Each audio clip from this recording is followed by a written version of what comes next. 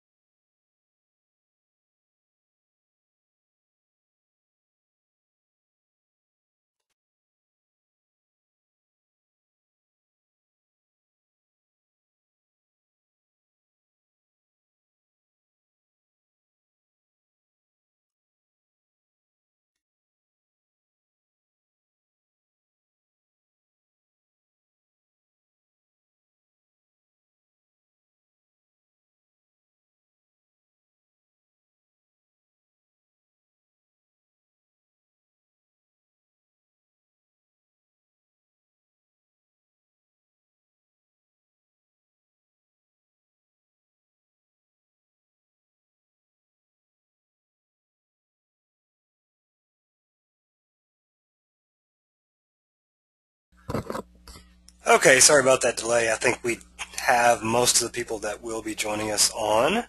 So let's go ahead and get started. Welcome to the May Texas Balance of State Continuum of Care Board meeting. This is, I think, our fourth meeting this year, but that's just because we've been meeting every other month since January. It may just be our third, actually. I'd have to look at the calendar. But today we're going to talk about our meeting frequency. That's going to be one of our subjects, and many other things. But let me go ahead and make sure everyone is seeing my screen here. Can someone just write in and make sure you're seeing my screen? I've just got a new computer. Okay, it looks like they are. Okay, so I'm going to go through the agenda, and then we'll do the roll call. So we're going to start out with, well, of course, the roll call, and then after that, we're going to talk about our meeting schedule for the remainder of 2014. And I'll explain why I've proposed looking at that schedule and maybe changing that. Then Mary Dodson is going to give us a mid-year status update on our continuum of care. This is a status update that she gave our Texas Homeless Network board a few months ago at the last board meeting. So she's going to share that with us. Then we'll update you on our committee meetings that we've had since we last met as a Continuum of Care board. And we only had one committee meeting, and that was with the Infrastructure Committee. But that was a big meeting and an important meeting. So we're going to summarize what we went over in that meeting and just make sure everyone is aware of what we talked about before we take the next step and go into the next Infrastructure Committee meeting to talk about the same subject, and then come out of that with a decision, hopefully. After that, I'm going to give you an update on our ESG readiness assessment. This is something that THN has hired a consultant to do with our COC and several other COCs around the state.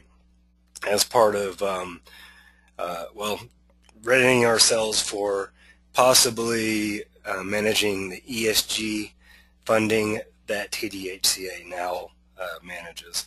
And not just managing the funding, but also monitoring subgrantees and running the award process.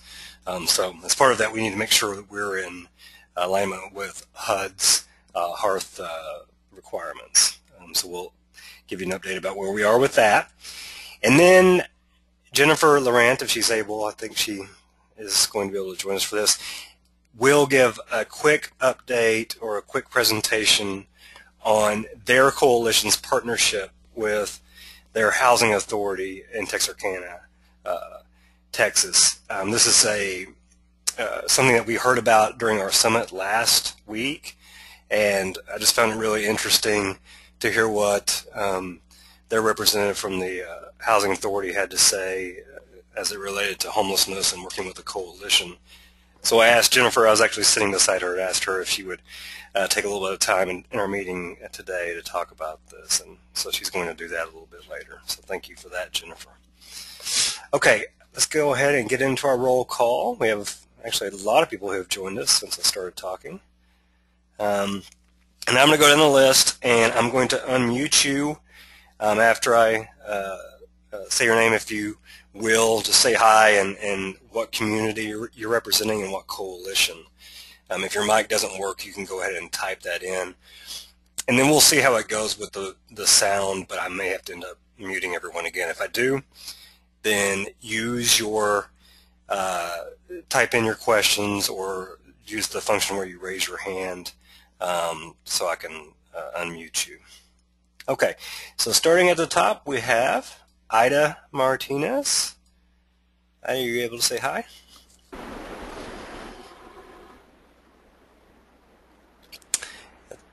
We hear you, I believe, Ida. Okay, I'm going to go ahead and mute her. Ida is with the South Plains Homeless Consortium in Lubbock, and she's actually their president, coalition president. Next is Alana Jeter.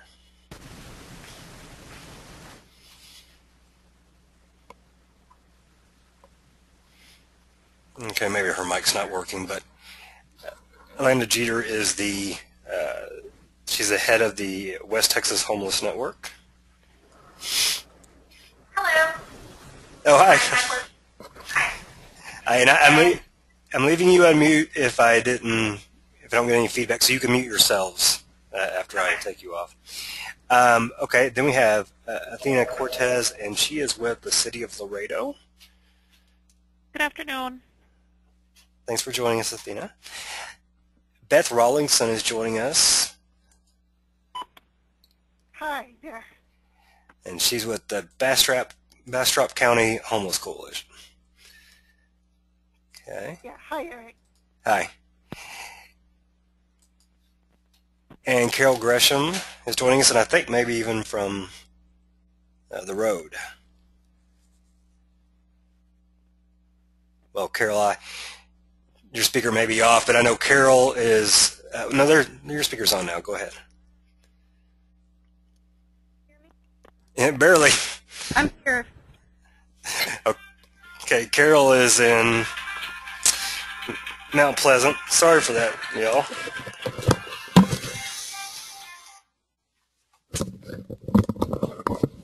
Okay. Next we have Christina Folsom.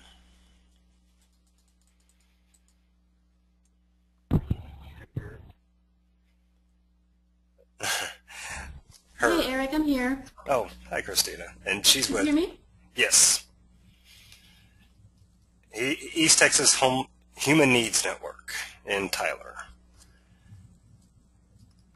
Danny Coca is joining us from Hidalgo County. I think I'm just going to go ahead and start announcing for you guys if you don't mind, but I will be unmuting you as we go along. Deidre James with East Texas Crisis Center is also joining us. Joining us from Victoria is Jenny Stafford, Executive Director of Mid-Coast Family Services. Here. Thanks for joining us. Next is Miss Garcia, Hermelinda Garcia, and it looks like you're with the City of Brownsville. Is that correct?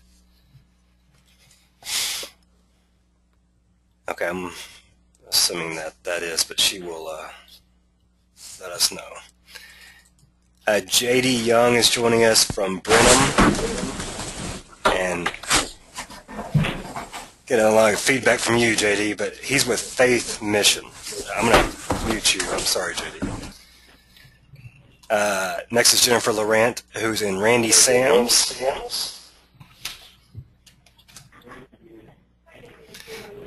And I've got you unmuted, Jennifer. So you can, and she's with the Texarkana Homeless Coalition.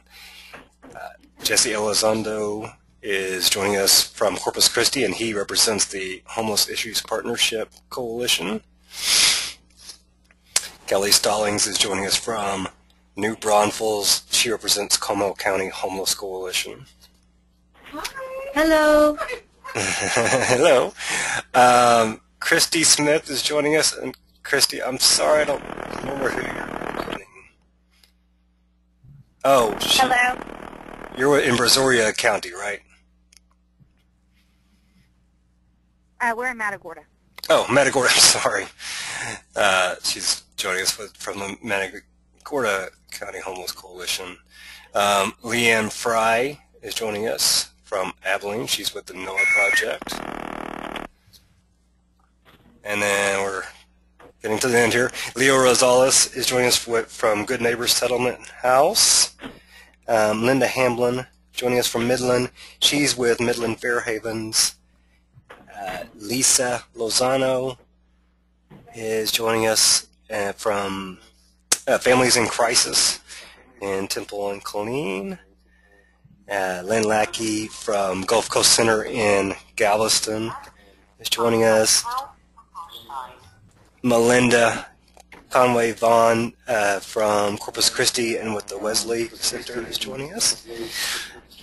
Mark Bethune from San Angelo and the Concho Valley Planning Commission is joining us. Or, I'm sorry, the Concho Valley Community Action Agency.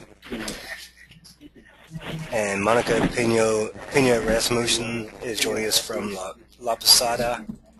And, well, there's a lot of people that have joined since we started. Norma Pimentel is joining us from the City of Brownsville. I'm having to mute everyone, I'm sorry. Sandra Moore is joining us from the Crisis Center. She is in Matagorda County. Sherry Murphy joining us from the Family Crisis Center in Bastrop. And finally, Tracy Sepulvedo is joining us from Community Health Corps in Longview. Oh, I'm sorry, someone else just popped on here. Teresa Chavez is joining us from, I believe you're from the Salvation Army in Tyler. So, yeah, I had to mute everyone. I hope that's made the echo go away. If it hasn't, someone please let me know. I think from now on, if we're going to get these kind of numbers, which I'm happy about, I'll just go through and do the roll call like that as I did towards the end a little bit faster. Okay, so joining us, that's who's joining us from around the state. And joining us in the office, we have Mary Dodson. And I've unmuted you, Mary. Hello, everyone. And I see that I'm also on somewhere else, so I don't know who that is, but there's another Eric Samuels on. Is that you, Lindsay? Okay. Well, I'm not sure who that is, but we have someone else on that is logged as in as me, but whoever that is, thank you for joining us. So we'll go ahead and move on, and we'll have people that join us throughout, and that's fine. If you have questions, again, type them in. I had to mute everyone because of the echo and the background noise. So go ahead and type those in, and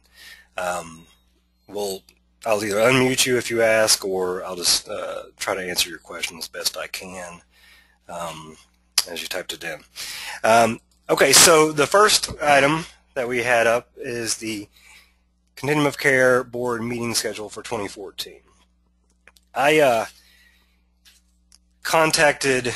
Yesterday I contacted everyone on the steering committee and I asked them if we could take a look at this and consider having more frequent meetings for the rest of the year and then going into next year,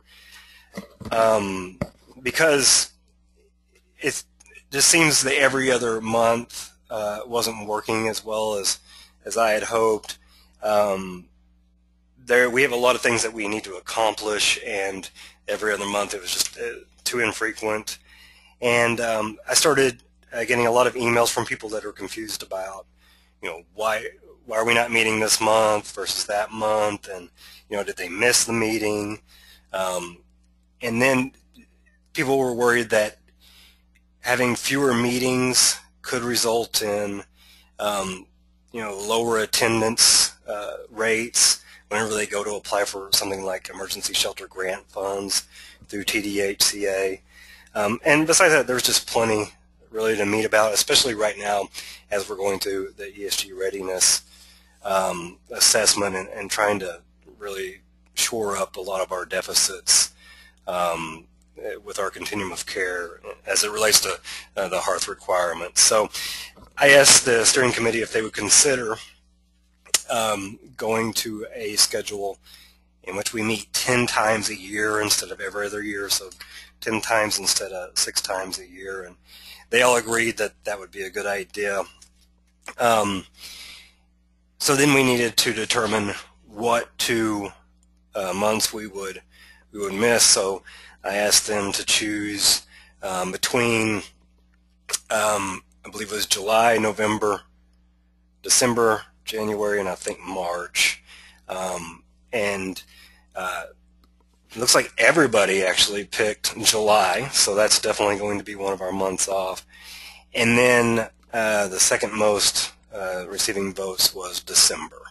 So July and December would be what we propose for our months off. So the proposal would be that we meet 10 times a year, so we start meeting every month except for those 2 months, going forward for the rest of the year, and then in 2015 starting with that schedule unless we decide we need to change something with that again.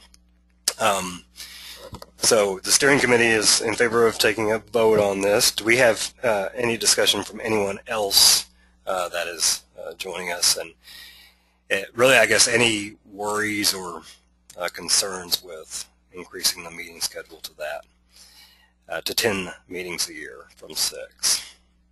And I should say that last year we were meeting every month. We just went to the every other month schedule beginning of this year.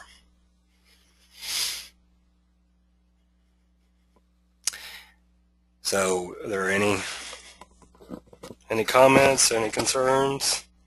I'm not really getting anybody to write in.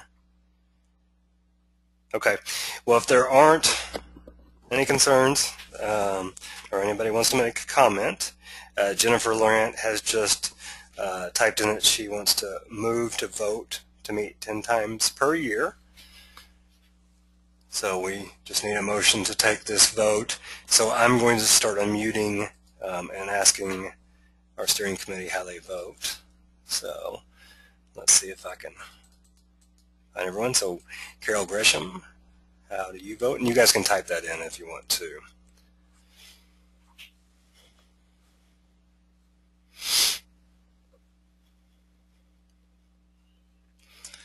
Okay, Carol votes yes. Christina Folsom. I don't believe she is on to vote. Jennifer Laurent, obviously you made the motion to vote yes. Kelly Stallings.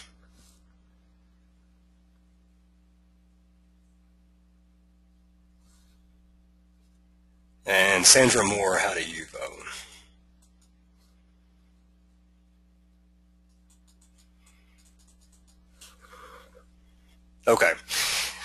So So we have the majority of the steering committee voting yes. Actually, Tracy, I'm sorry I didn't ask you yet, but you can send in your vote when you're ready. You can type it in. But we do have the majority of the steering committee voting yes to this, so we'll go ahead and start meeting 10 times. Tracy votes yes as well. We'll go ahead and start the 10 meeting a year schedule next month, so I will update the board meeting dates and I'll send that schedule to you after this meeting is over. So thanks for considering this. I think it's important because I think there are a lot of things, especially in the near future, that we need to work on. Okay, so our next item is a mid-year status update on our continuum of care, and Mary Dotson will be doing that. So Mary, I'm going to pass you the screen so you can show those slides.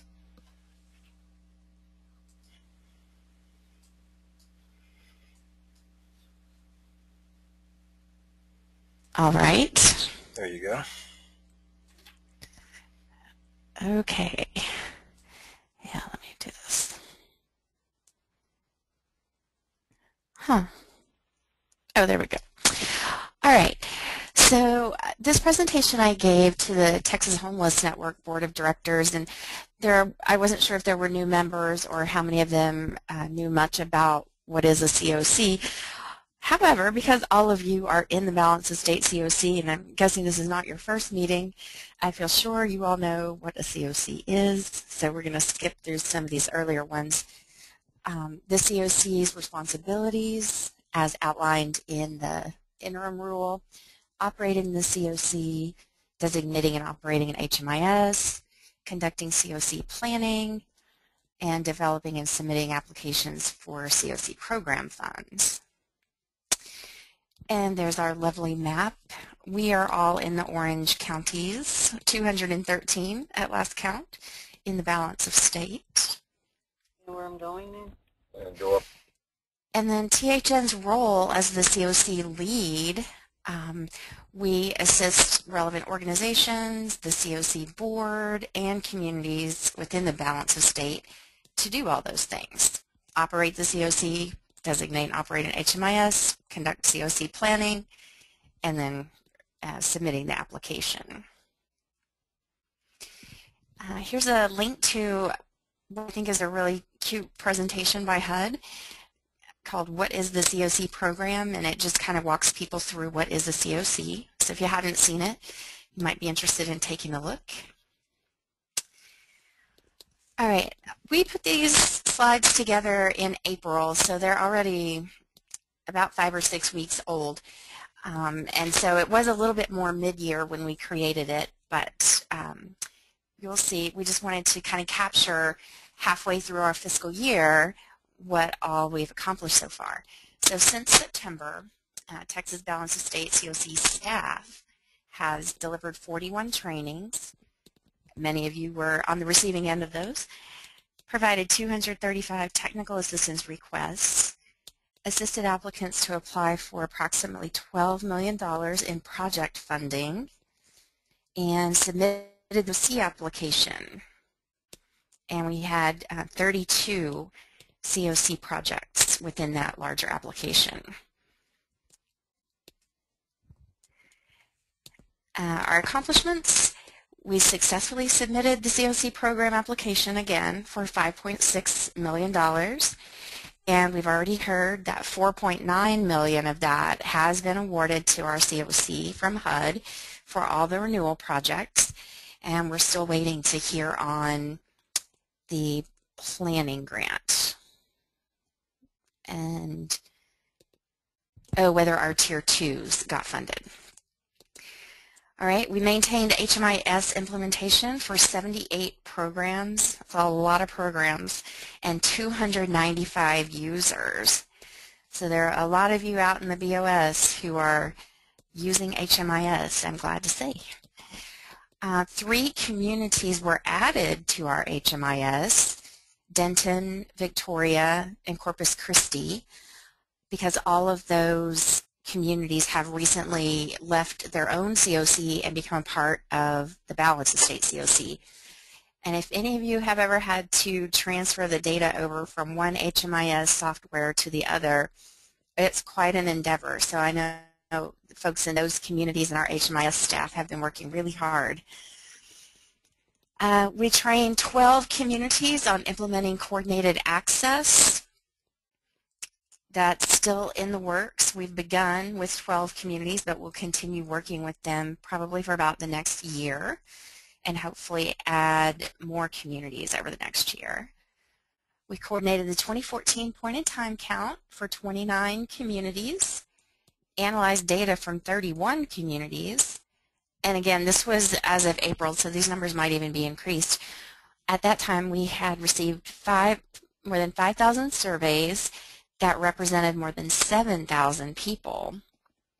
And our staff, including Lindsay and Craig, produced 28 tabular reports from all that data. And of course, with your help, we updated the housing inventory count for 2014. Provided consultation to 49 agencies applying for ESG state funds. I know many of you talked to Eric and or me as you were applying, and we got your forms completed. Conducted coalition building and or strategic planning meetings in 3 communities, probably more by now: San Angelo, Rio Grande City, and Comal County. Staff began completing activities on the COC work plan to align with HARTH regulations, also known as the ESG Readiness Project, and Eric will talk to you more about that in a little bit. And we began working with our SHIP, or Statewide Homeless Initiative Project consultant, Suzette Chapman, on our technical assistance to enhance compliance with the COC interim rule and readiness to administer state ESG. Again, as Eric was talking about, and we're aiming to start that in October of 2015. But lots of prep work has to go on ahead of time. All right, budget summary. Basically, we're at 7 months, we're at about 58% of expenditures on a lot of grants. Oh no, sorry, 7 months is 58%, and expenditures range from 24% to 52%.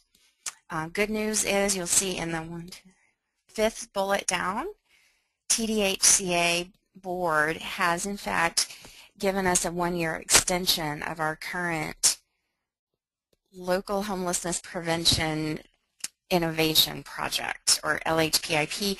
That's the one where we're implementing coordinated access.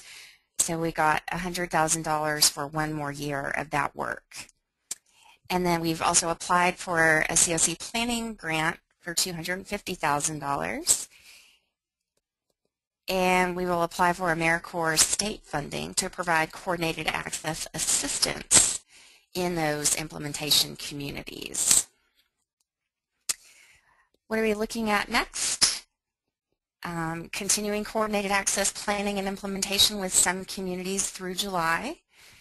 And then now that we've got the extension through July of next year, which is where we have to revise the project a little bit because we had $300,000 this year, but we'll only have $100,000 in year 2. And we had originally hoped to go into 12 more communities, but I don't think that we'll have the people power to do that unless we get the COC planning grant. And then we have several other communities scheduled to get coalition building and or strategic planning meetings, and you'll see a list there: Galveston, Huntsville, Laredo, Livingston, Lufkin, Montgomery County, Nacogdoches, and Paris. We're going to complete the SHIP individualized technical assistance, which again Eric will tell us about in a few more minutes. We've been participating in some general technical assistance through that project, such as the Case Management Institute, the Housing Summit that we held last week, and we will participate in the regional workshops that are coming in July.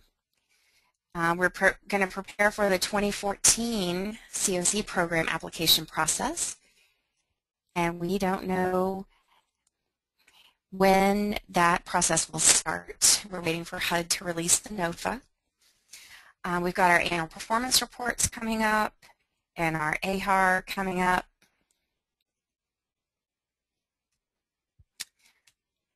Okay. And then there's a little timeline of what we've accomplished so far in green and how many days it took, and then what, as of late April, how many more days we had on certain projects, and that's all the blue. So just a little timeline to help us make sure we're getting all of our tasks accomplished and completed on time. And that's it. So we just kind of wanted to point out to all of you, especially COC board members, how much work that we're trying to get accomplished on behalf of the Valentine State COC. And thank you all. We couldn't do it without you, of course, because we need all of your data and your inventories and your performance and your committee participation and your meeting participation. And that's not to mention the hard work you do every day trying to eliminate homelessness and helping us on the ground with projects like coordinated access. That is definitely appreciated. So thank you. Does anyone have any questions about what Mary presented in regard to some of the things that we have done through the Continuum of Care, Azure Continuum of Care lead, or with any of the items that she presented that we plan to do in the future? And you will have to type in your question if you have it, so I'm sorry about that. Okay, I'm going to go ahead and move the webinar to my screen.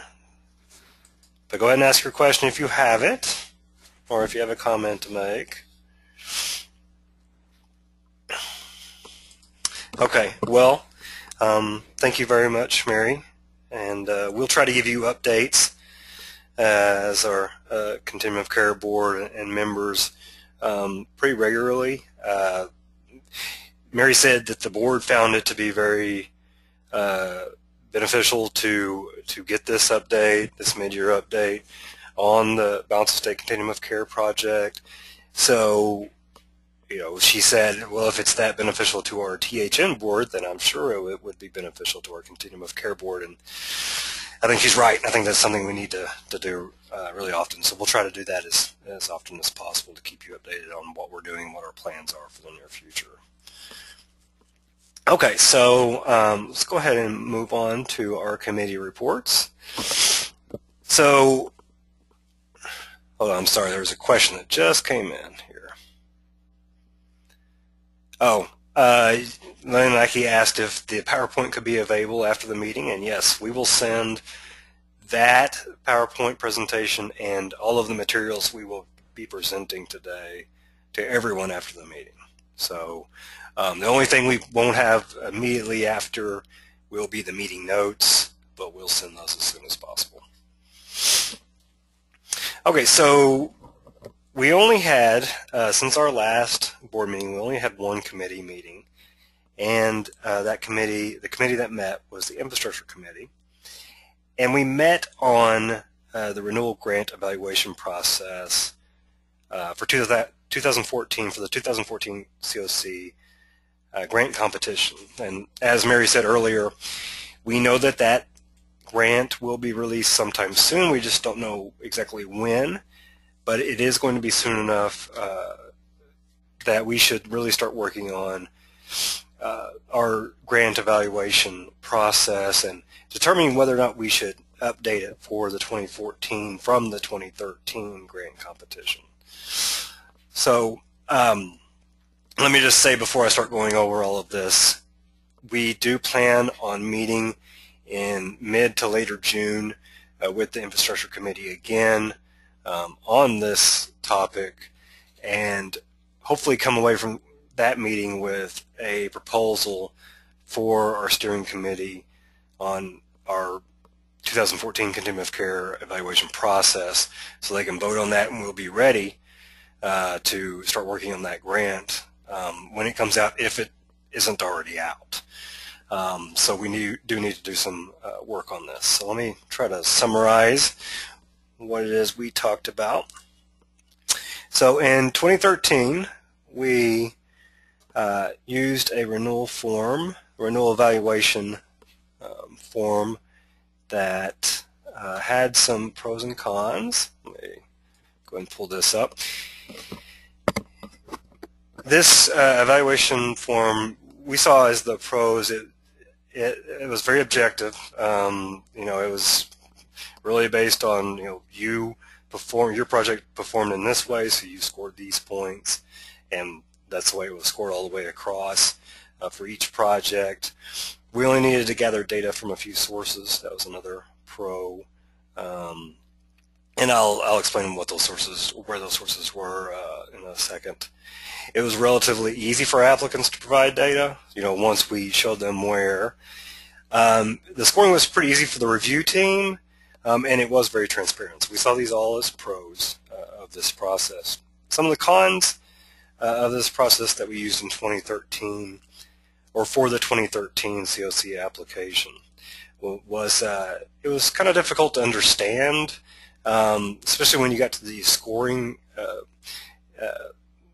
instrument, and I'll show you what that looks like in a second. All the projects were lumped together without consideration of HUD's priorities. So that's probably a con. One of the cons that we're going to have to face for this next year is that this was only appropriate for renewal grantees. That's all we had last year was renewal grantees, so it was appropriate in the 2013 competition.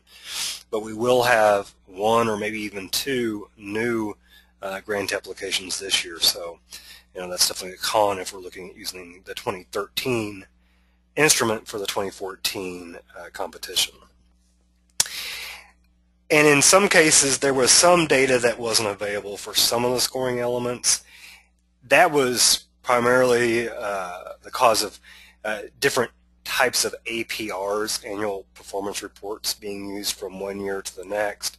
So we shouldn't face that in the future, but that certainly was a con this past year. So I'm going to show you the form that we used. I'll go through this pretty quickly here. And this will be sent to you afterwards so you can look at it, take your time looking at it, and really understand it a little bit better if you haven't already taken a look at it.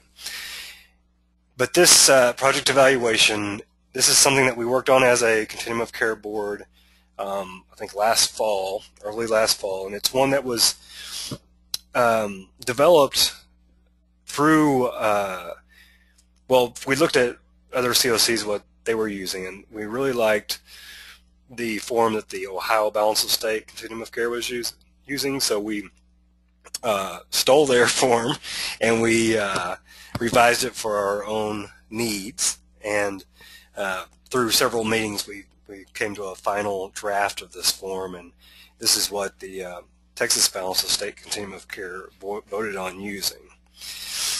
So when we were looking at the scoring elements for a renewal evaluation form, we try to keep the scoring within 3 different categories, and that was the project participant impact. So, how did your project, or how did a particular project impact a participant? Moving them out of homelessness, of course, is the most important thing. Number 2, how does the project meet the community need? And number 3, we needed to look at project capacity. Is this particular project meeting its reporting requirements? Are they regularly not spending their funds? Have there been monitoring findings from HUD? So we looked at those 3 categories, and we took data for those 3 categories, and that's what we used in our scoring. So our data sources for this, and our primary data source for this, was each project's APR. Every COC project has to run an APR, an annual performance report, and turn that into HUD. So we used a lot of data from those reports. That's something that every COC project across the nation has to use. So it's easy to compare how one project is doing against another when you look at that data. Then we also looked at the HUD audit monitoring findings, and really what we were looking for, not really whether there were findings, but if there were findings, did they not do anything about it, or did they not correct those errors, or respond to those findings as HUD asked. We looked at their housing inventory chart and point-in-time data submission, and basically each project's participation in those efforts with us, and scored people on that. But the primary thing we looked at was the APRs, and that's what our score sheet will show. And when you look at it, you'll see that most of the data comes from that. We had everyone send everything in by Monday, December 23rd, so most of our folks they didn't get much of a holiday during that time because they had to get everything in right before Christmas, and then shortly after that they had to start working on any corrections we asked them to make. So everyone was working hard during that time, and hopefully we won't have to face that again in 2014 or in any of the years coming up with this Continuum of Care grant. Again, we're looking at the audit monitoring results, LOCS data, which is line of credit control system data, and I forgot to say earlier that we were looking at their project leverage, how much funding in kind or cash funding were they able to leverage against the project. Earlier, Mary said we had about 32 projects that were submitted for renewal, and these were the projects that were as part of that 2013 competition. And then you can see here is the score sheet and each scoring element. And this is what, whenever I was talking about one of the cons, our process being a little hard to understand, this is what I was thinking of whenever I was thinking hard to understand. This is a little difficult to read and understand how the scoring will be done. So we wanted to try to make that clear and also provide you some more guidance. So we started looking at what other COCs were doing and how we might use what they're doing really well for our purposes, or utilize some of their forms to make ours a little easier to read. So number one, we wanted to look at making this form easier to understand, easier to read.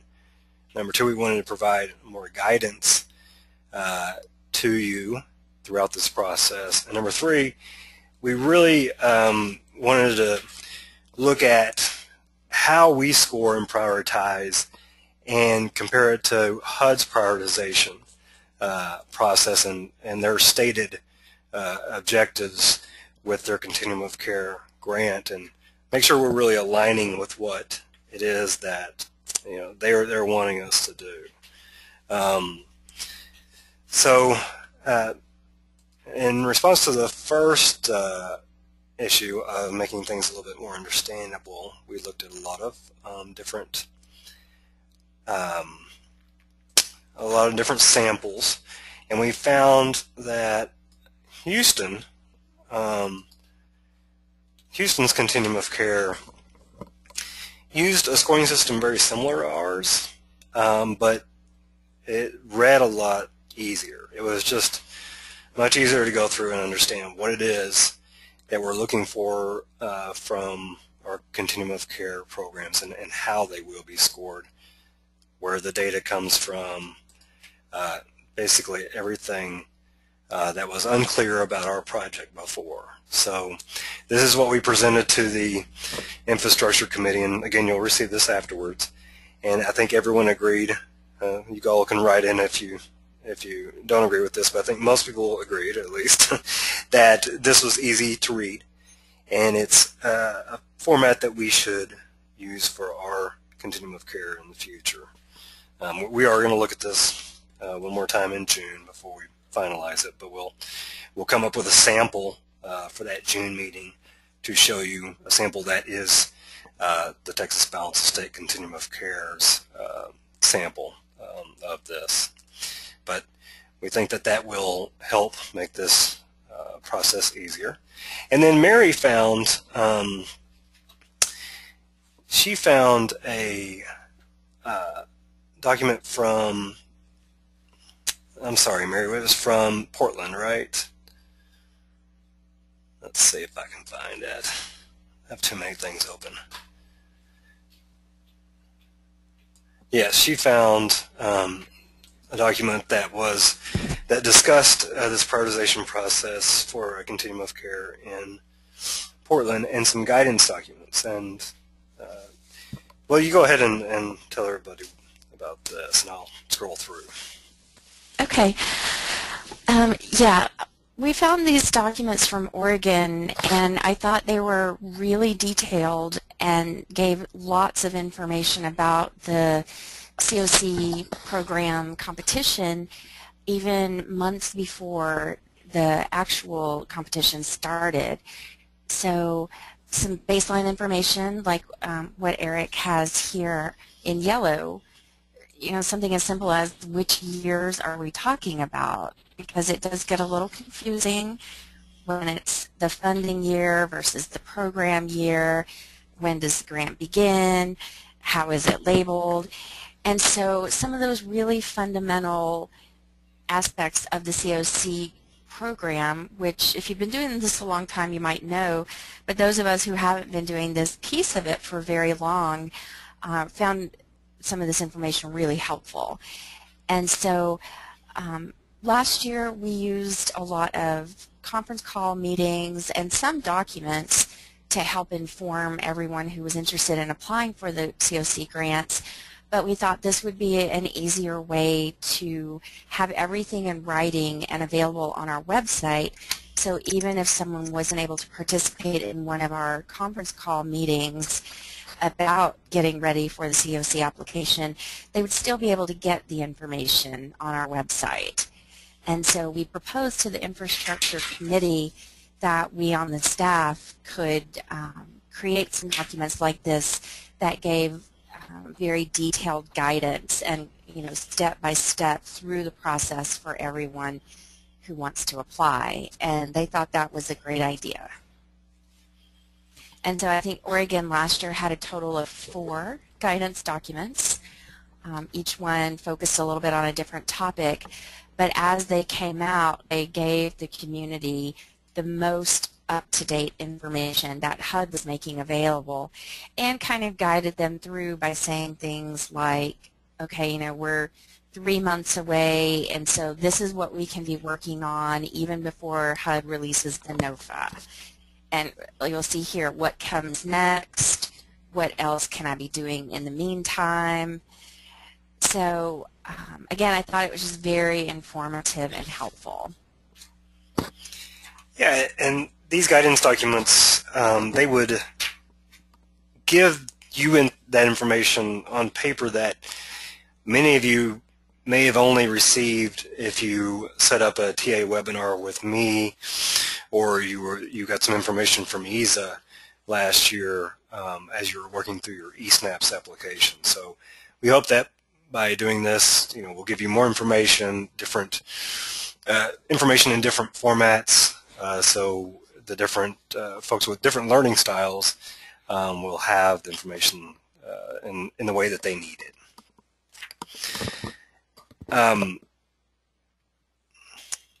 And this is also what we'll do before our June meeting.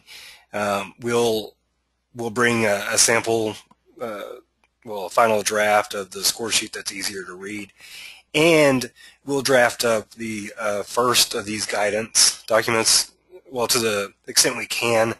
If we don't know some of the dates, then some of those dates we'll have to leave off, but we'll draft up at least one guidance document for you to look at, and then the infrastructure committee can vote on recommending those for the steering committee to vote on. So those 2 things will definitely be talked about. And then the third thing that we'll discuss is the prioritization of our projects by category. So one of the things that we discussed, let's see if I can pull up the Utah document. We looked at a document from the Utah Continuum of Care and used this to bring up this issue that we didn't really deal with in 2013, and this is one that we may want to deal with in 2014. I know that there was a lot of discussion about this. This is really the big issue that we're facing as an infrastructure committee and as a continuum of care for the 2014 competition, and that is prioritizing projects within housing types or project categories instead of, as we did it in 2013, prioritizing projects just as one group. And the reason that we propose taking a look at this and considering this is because HUD has very clearly told us that they are going to be funding their priorities first across the board, across all COCs. So their priorities they basically reflect these priorities that Utah has laid out. And so when they are looking at all of our Tier 1 projects, they aren't even really looking at our ranking necessarily. They're looking at what they prioritize, and that's what projects they're funding first. And then they're going down to the second most prioritized project, and third, and so on, until they get to where all the funding has run out. So you can see that in this case, supportive services only is a project that HUD ranks really low, but in the way we do our competition, it's very possible for a supportive service only project to be number one in our ranking. And that's because we rank everyone together, all projects together, regardless of type. So it hasn't hurt us. It didn't hurt us this year with our Tier 1 projects, and we don't know if it even would next year. But we need to start looking, and when I say next year, I mean next competition, which could be a month from now. We need to start looking at what HUD's saying that they prioritize and responding to that before we get to the point where HUD's just, they're not even really looking at what our rankings are, and looking at what scored the highest, and they're just starting to cherry pick the projects that they want, and we don't have as much of a say in it as we have in the past. So what we were proposing is ranking within categories. So, in an example like this, all the permanent supportive housing that are dedicated to people with chronic homeless would be the first category. So if there are 5 projects doing that, they would all be scored in the highest scored project would be number 1 within that category, and the lowest would be 5, of course. And then you would go down to the next category, and you would rank those just within those categories. So you may receive the very highest score overall. You have a permanent supportive housing project that's not for the chronically homeless, and it scores the highest score overall, but it would only be number 1 within its category. And then you go down category by category that way. Now, I know that there's been a lot of worries about that. I heard it from people on our call last month, and also at the Housing Summit. So we want to take another look at this and really mull this over as a group before we make the decision on whether or not to rank by category. So we're going to take a little bit more time with this, and we're going to send out these documents to everyone who's on this call after this, so you can take a look, if you haven't already, at what we're doing and what we're proposing. And then we'll, like I said, we'll meet again mid to later in June to discuss this and come up with a final recommendation for our steering committee. And we're going to show you a few slides, if you're ready, Mary, that demonstrate what I'm talking about in regards to HUD's priorities, so you can see why it is we're proposing this, and really just asking you as a COC to look at this and consider employing a strategy like this for 2014, or if not then, 2015. So are you ready, Mary? I am ready. Let me go ahead and pass this screen to you. Okay, you should be getting it now. All right. Can you see it? Yes. Okay, great.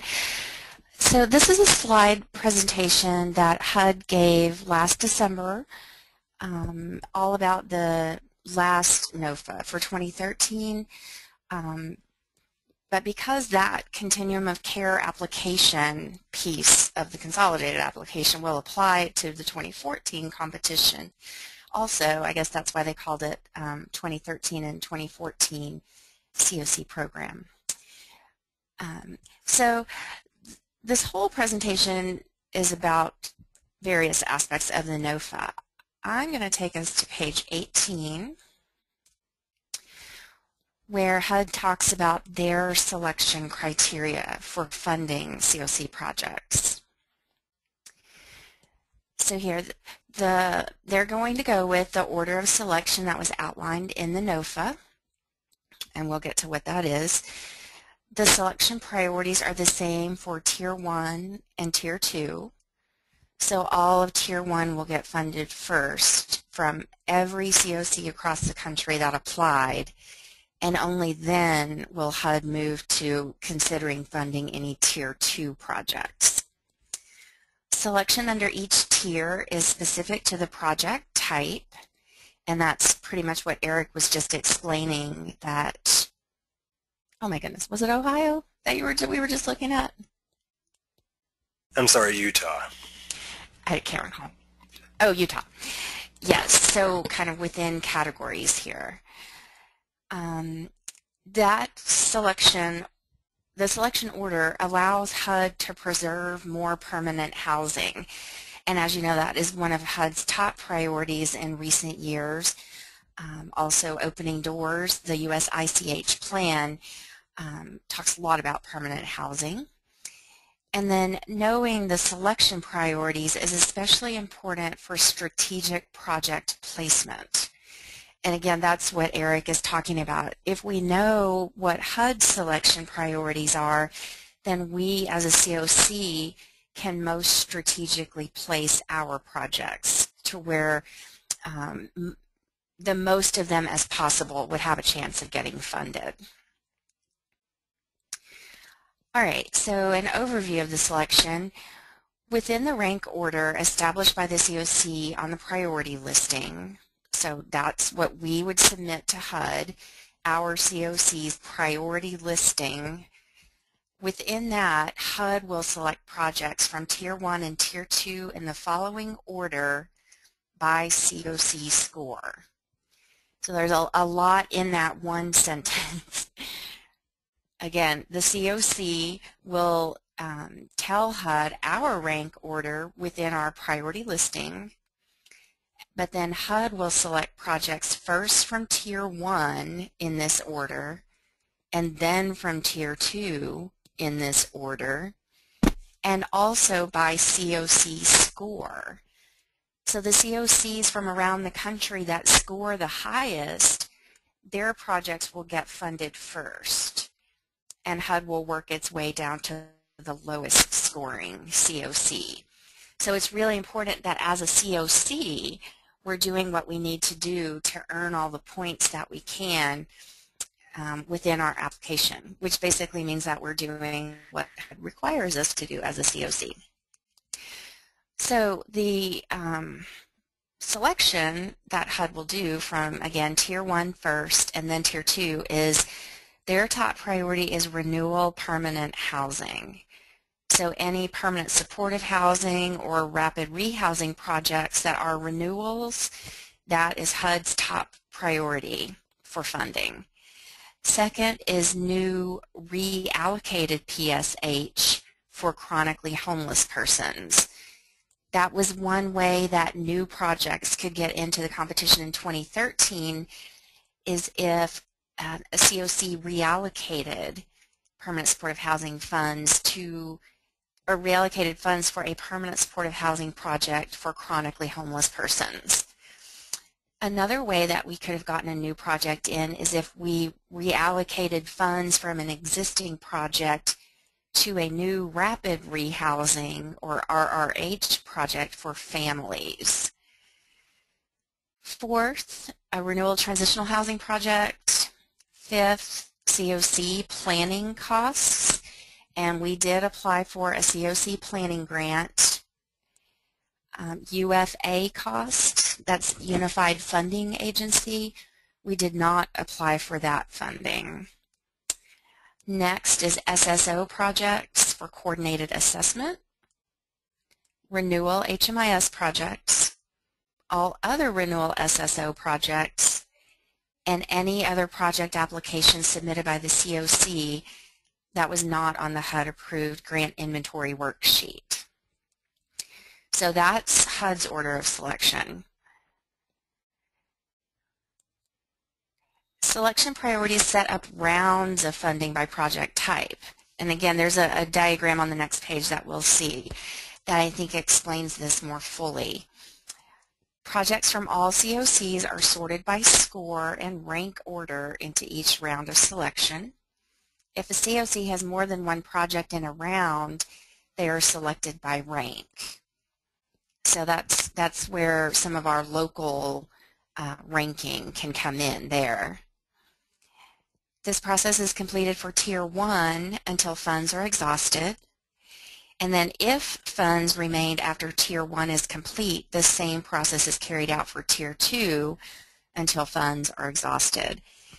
So that's why it was so important for us to really carefully consider which projects were going to be in Tier 1 versus Tier 2. All right. Those of you who are data people probably like this chart. The rest of you might make your eyes go a little batty. But this is where HUD is trying to explain that process that we just went through in the prior slides. You'll see here they've got their selection criteria repeated, those same 10 priorities or selection criteria, and you'll see they've also color-coded. So Tier 1 first selection is red. Tier 1 second selection is blue. Tier 1 third selection is green, and so on. And there's only one Tier 2 that they're showing, and that's brown. So COCA project listing, COCA scored 150, and here is their project listing in Tier 1 and then Tier 2 at the bottom. COCB scored 120, and here's their project listing for Tier 1 and Tier 2. And COCC project listing that scored 100 points, and then here's their Tier 1 ranking and their Tier 2. So HUD's first selection is renewal, permanent supportive housing, and rapid rehousing. So everything in red is going to get selected first by HUD. So you'll see COCA had the highest score, so they went first, and they had one PSH renewal project that they ranked as their number 1 and one that they ranked as their number 6. But HUD selected their number 1 project and their number 6 project as the very first ones to be funded because they're permanent supportive housing renewal, and that's what HUD is prioritizing. Then you'll see a COCB, they put their permanent supportive housing renewal projects as number 1 and 2, so both of those will be selected for funding. And COCC had one PSH renewal as their number 1 project, so again that will get funded. Then the second selection in Tier 1 is blue, and you'll see COC-A did not have a second selection, which is new PSH reallocated for people who are chronically homeless. But COC-B had one, and so that got funded next. COC-C did not have one, so it did not get funded. So of these 6, 12, 15 projects in Tier 1 across these 3 COCs, this one got funded, and this one, this one, and this one, and this one first. This one sixth. So 1, 2, 3, 4, 5, 6. And then HUD moves to their third selection, which is new rapid rehousing. So then these guys get funded. So you see how it's going here, that HUD among all the COCs that apply across the entire country will do this same process that they're showing an example for with COCs A, B, and C. So our rankings come into play a little bit, like you can tell right here. Since both of these are permanent supportive housing renewal projects, HUD will fund both of those. But if, say, it was on a line of whether there was enough money to do both, HUD would go with our top ranked one and instead of our second ranked one. So that's where our local control comes in a little bit. This shows how our local selections might be overridden by HUD's priorities. Again, COC-A put one of their PSH renewal projects in their 6th rank, but HUD funded that one before they funded 2 through 5 because that's more of a HUD priority, a higher HUD priority.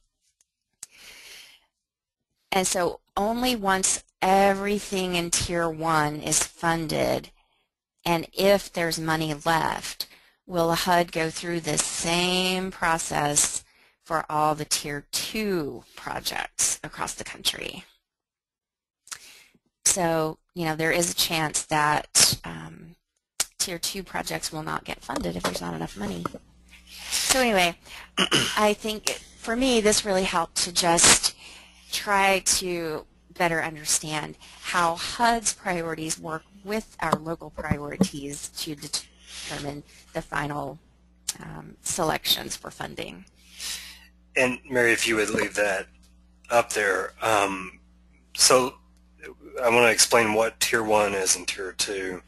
If you were one of the grantees, you probably understand it, but basically HUD said in 2013, we have X number of dollars available, and we have renewal funding that we know will be applied for in 2013, or we expect will be applied for, that exceeds that X number of dollars by an overall amount of about 5% more. So they have 100% of funding, and they expected to receive applications that were about 105% worth of funding more. So they asked us all to plan for cuts, 5% cuts, and that amount from our renewal amount. So say we're due to get $10. I shouldn't have brought that up because I'm not going to be able to do the math in my head. But say we're supposed to get $100. That'll be much easier for me. We were supposed to plan to put 5 of those dollars in Tier 2 and leave that up to HUD to possibly cut to bring them closer to flush with the 100% that they have available. So basically that's all Tier 1 and Tier 2 is right now. It's Tier 1's all of the available funding you have. Tier 2 is considered that additional amount of funding. So like Mary said, if you have a project that is higher prioritized in Tier 2 and we're going against another COC that has a project that is lower in priority, then we're going to get the funding ahead of them, all scores being equal. So so far everything's been safe in Tier 1. and I hope it would continue to be. But we may, get to a point where we are at that flat funding mark, and HUD's expecting us applications to only be in the amount of that funding mark. So in effect, all COCs would be right around Tier 1, but then you'll have continuums of care who are reallocating projects and trying to move up the ladder by taking money from other COCs. They're not personally going after other COCs' money, but they're trying to position themselves to where they can get more funding and keep their projects going and even produce new projects. So we need to kind of keep up with the Joneses here and start looking at what it is we need to do to remain competitive. I know that there's got to be some comments on this, and we can definitely talk about it more in the infrastructure committee meeting, but would any of you like to bring up some issues or worries you might have? I know that on the call we have at least 2 people that this would directly affect, and that's Alana Jeter with Abilene Hope Haven, because she has a supportive service only project, and Melinda Vaughn with Wesley Foundation, who also has a supportive service only project. So with their projects, if we rank by category, that's the lowest category. So they face being ranked, no matter what the score is, at the very bottom.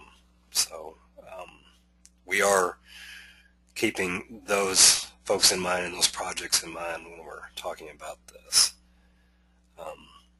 So would anyone like to make a comment or provide some input on this before we move on? Or if you have questions, yeah, please ask questions. Yeah, this is Mary again.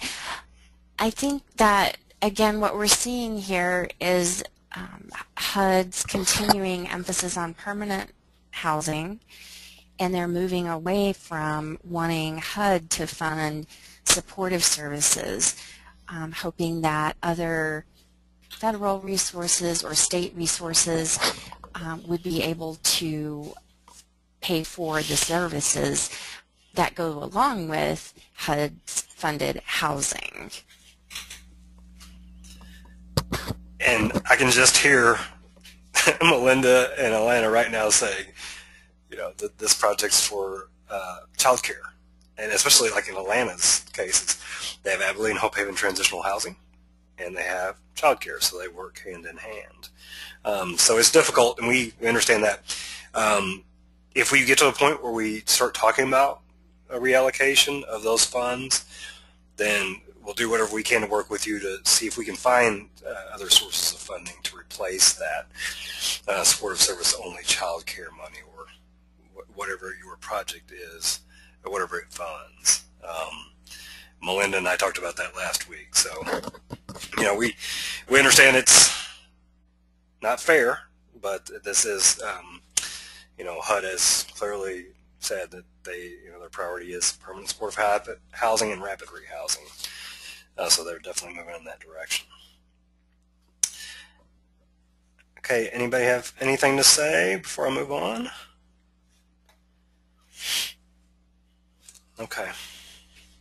Well, if you have anything a little bit later, you can bring it up, and obviously you can always contact us. And again, we will have another infrastructure committee meeting when we talk about it, or where we talk about it.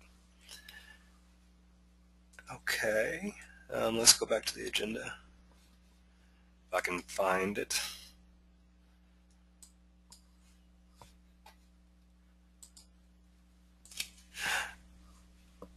All right.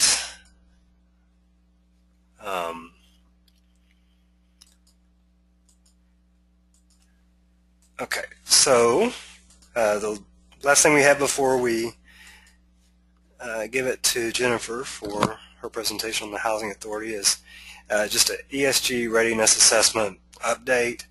And I'm not going to spend much time on this at all, but let me just say right now that as soon as this meeting is over, as soon as you log out, you will be asked whether or not you would like to serve on an ad hoc committee to help us with some of these tasks. And I'm going to go over what some of these tasks are, but if you can at all, we would appreciate your assistance. And I mean, you may choose to help out with one part of it while another group of people choose to help out with another one of our needs. So this could be a group effort, and we definitely need your input on this because this is your COC, and these are the documents and the guiding principles that we're going to use in this COC's management. So consider signing up when you get that invitation to sign up after this meeting. Okay, so we, as I said earlier, THN has received funding to provide, I think it was 6 or 7 COCs. Mary can correct me on the number, but several Texas COCs have been able to be assessed for their readiness to manage emergency solution grant funding. And basically what that assessment is doing is determining how ready COCs are to operate as HARTH has laid out under HUD's new regulations. We're one of the COCs that was assessed with this from our consultant Suzette Chapman, and she's identified a lot of areas where we need to do some work, and this is just an outline of those areas. So I was telling Mary, I think the way Suzette's mind works, it's interesting because the harder things, the things that she says we should do later, are up at the top, and then the easier things are, and then what we should do first are at the bottom. So you kind of work your way up from the bottom. But she uses the low-hanging fruit analogy all the time, so maybe that's how her document is arranged. But she breaks down what our needs are within the create plan, create documents, and revise or compile documents. So I'm not going to go through this list. You can look at it later if you want. But basically, she's going to start outlining for us what we need to do, and we're going to look at that. We're going to take it step by step. And we are going to start at the bottom. We are going to start with some of the easier things that we can accomplish and get done really fast. So those are the things that we'll need your help on first. And what we're going to start with is something really easy, and that's just updating our governance charter.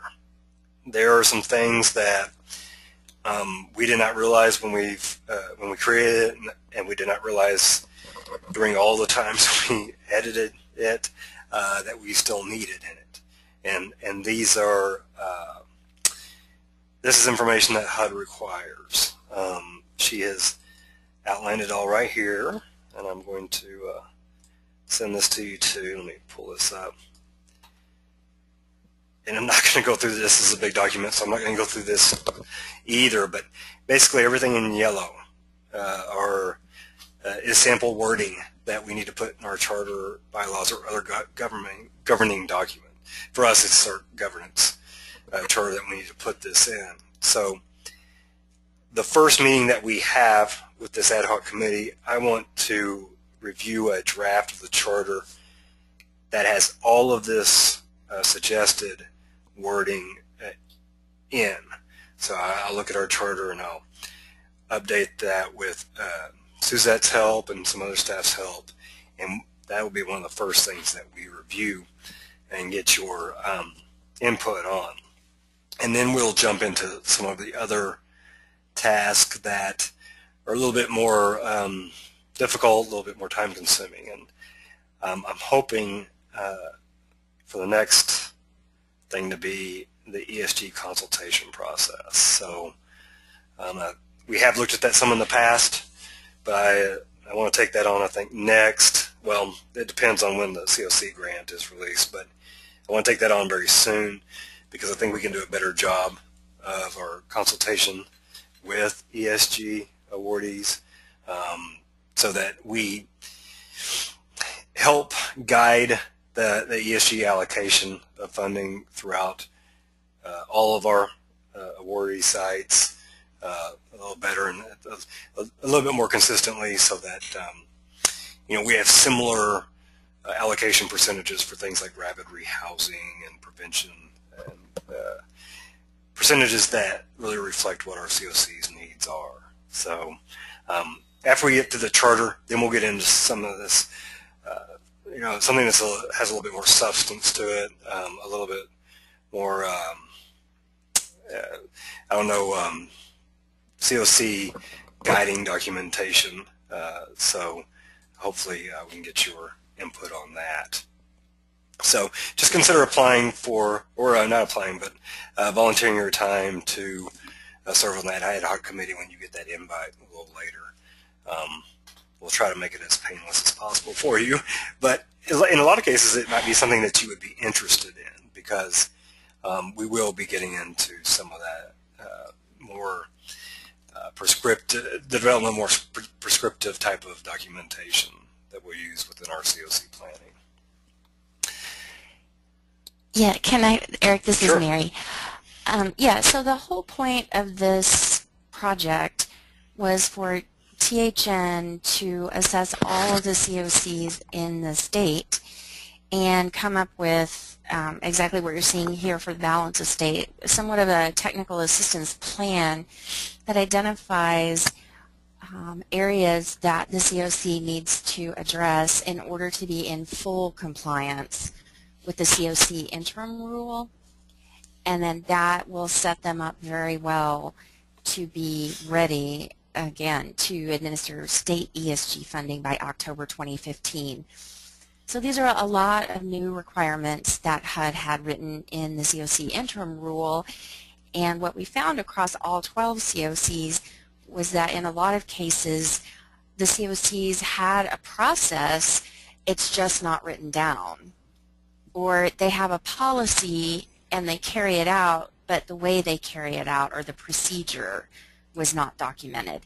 So we've tried to provide lots of templates and samples from other COCs around the country that people can choose from to see how they might want to write it for their own COC.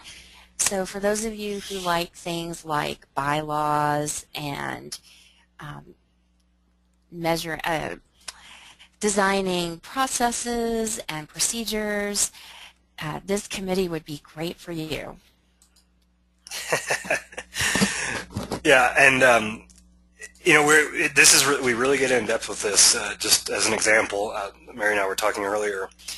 I was saying to her, this seems, what's the difference between continuum of care plan and continuum of care planning, in regard to how we conduct our point in time count and housing inventory chart update.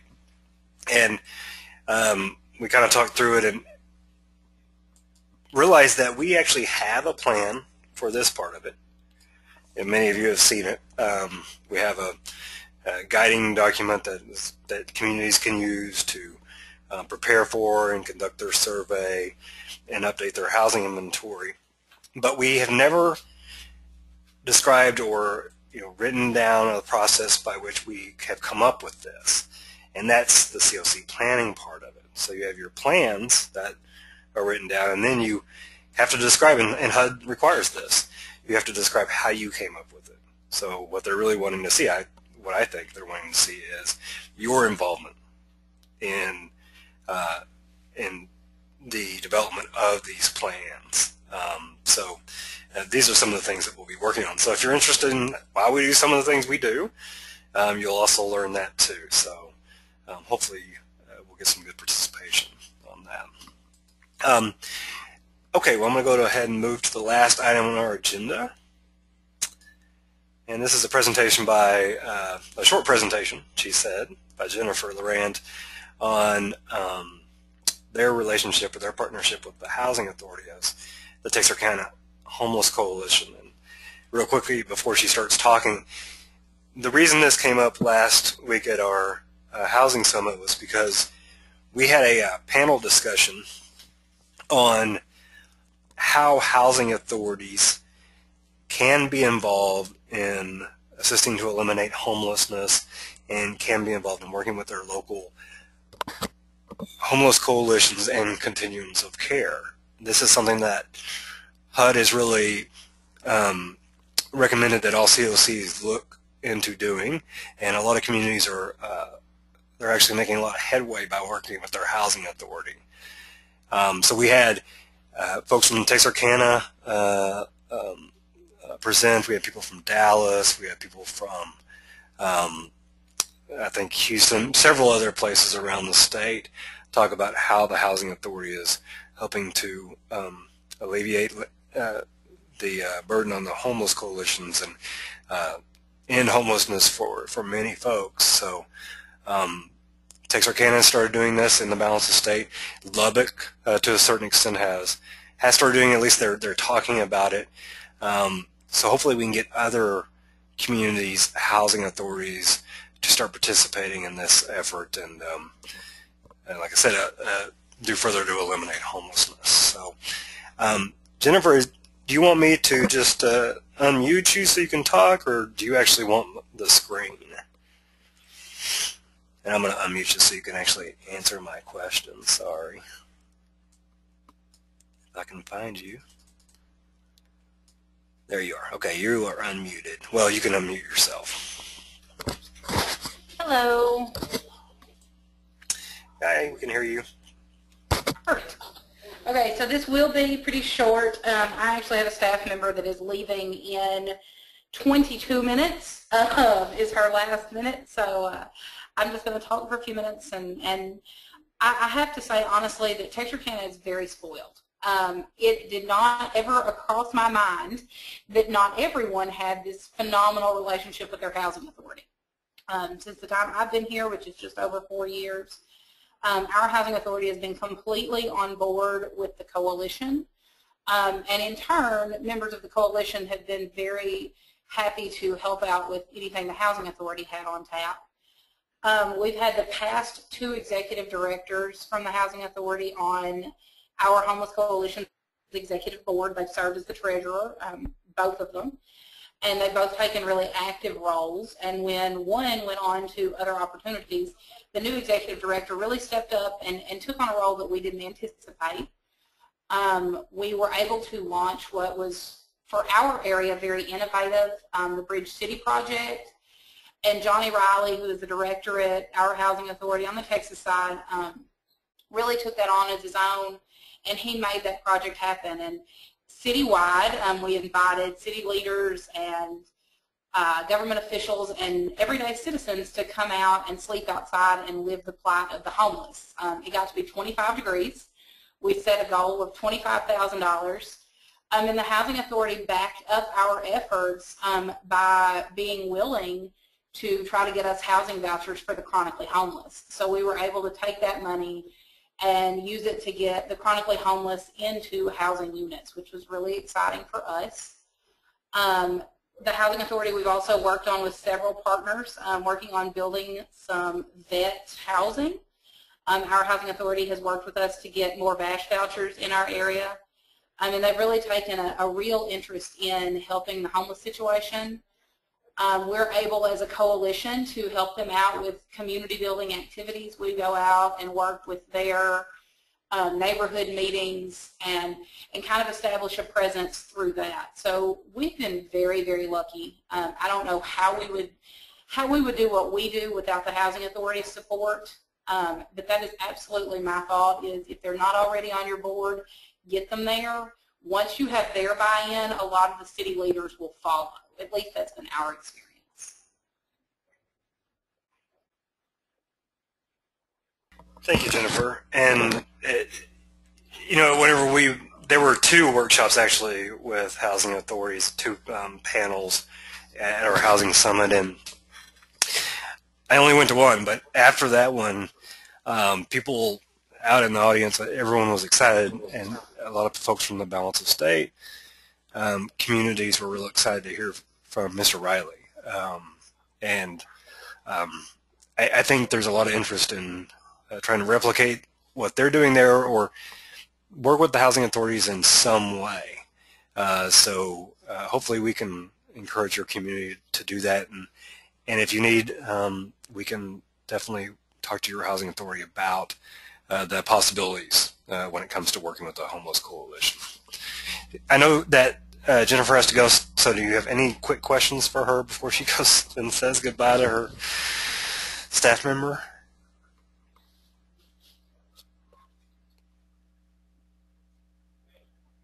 Okay.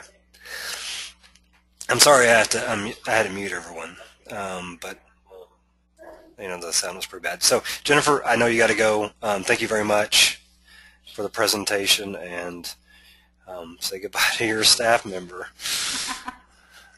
Thank you, guys. All right, thank you. Okay, well that was our last item on the agenda. So we'll go ahead and close out this meeting. I will stick around if you have any questions or you would like to talk about anything, but if you need to go ahead and get off the call and finish up your day, go ahead. And thank you very much for joining us.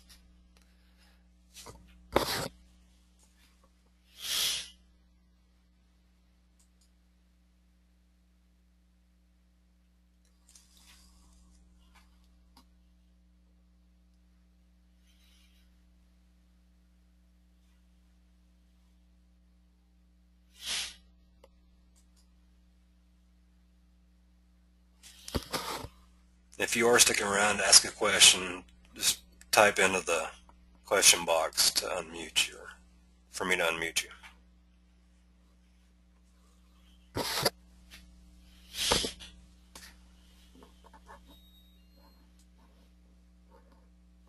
Okay, Jesse. Okay, go ahead. Eric. Hello. Eric. So, hey, so yesterday the Assistant City Manager presented to City Council on the city's vision on addressing the homeless services. Okay. These are some of the things that, well, a lot of us were I kind of knew about it because I've been talking with her because we're looking at relocating when we run after the capital campaign. But other than that, there is no communication with, the Assistant City Manager and the other, and our Homeless Issues Partnership, or the other 8 homeless providers. But either way, it turned out well because the City Council, Amy Granberry actually let the City Council, prepped them pretty well. So they asked a lot of good questions, and they basically changed the very last priority that Susan Thorpe had was to identify the stakeholders and work with the coalition. And City Council felt that should be her very first priority. Okay, good. Rather than the last one. Yeah, so that was good. And other than that, we got a housing summit coming up on the 12th. And, well, it'll be interesting to see what, basically they want one representative from every agency. And there'll be the Assistant City Manager there. But she has a guy with her named John Kelly. And he's a developer. So I'm not too sure what his agenda is besides trying to get, I know one thing, I did see a PowerPoint, and I could probably send it off to you just so you can have a heads up on it, on what their plan is. But it basically consists of moving all the homeless singles out further down 37 by Charlie's Place and moving the homeless families into a shelter near a residential area and clearing out the homeless population from a 3-block radius of City Hall. Okay. Yeah, Melinda told me about Mr. Kelly, and I tried to do a little research, but I didn't really find much. Right. Sounds like someone who may have experience in downtown redevelopment. So right. If he does, maybe we can see how they've done in other communities. But yeah, definitely I'm interested. I'm glad it sounds like it went okay. So I'm glad to hear that. Yeah. And hopefully the rest of the members of HIP weren't too surprised. Right. Well, I kind of let them know, so we had a good representation there at City Council yesterday. Okay, good. So that was a very good thing. Okay. Yeah, I'll just keep you in the loop, and I'll let you know what's going on with that, and I'll send you that PowerPoint so you can take a look at it. I'm sure it's going to change now that City Council's has given has given their ideas on the way everything should go. Yeah, and I'm sure there'll be several changes throughout the whole process. But yeah, keep me up to date and let us know how we can help too. I definitely hope to visit, and I know other staff would like to visit pretty soon. And I mean, our Okay. HMIS staff definitely will be visiting soon, so we'll keep you updated on that too. All right, good. No, thanks, Eric, man. I'll talk to you soon. Okay, you have a good day. All right, bye. Yeah, see, there's a lot of other people still on, so, oh, Carol, I'm unmuting you. I see your hand's raised, but that might be from earlier. Well, I'm trying to.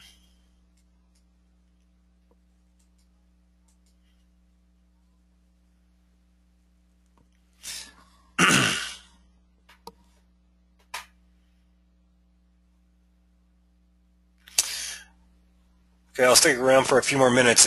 I think a lot of people are probably, they just left. They're still on, they don't realize that they're on.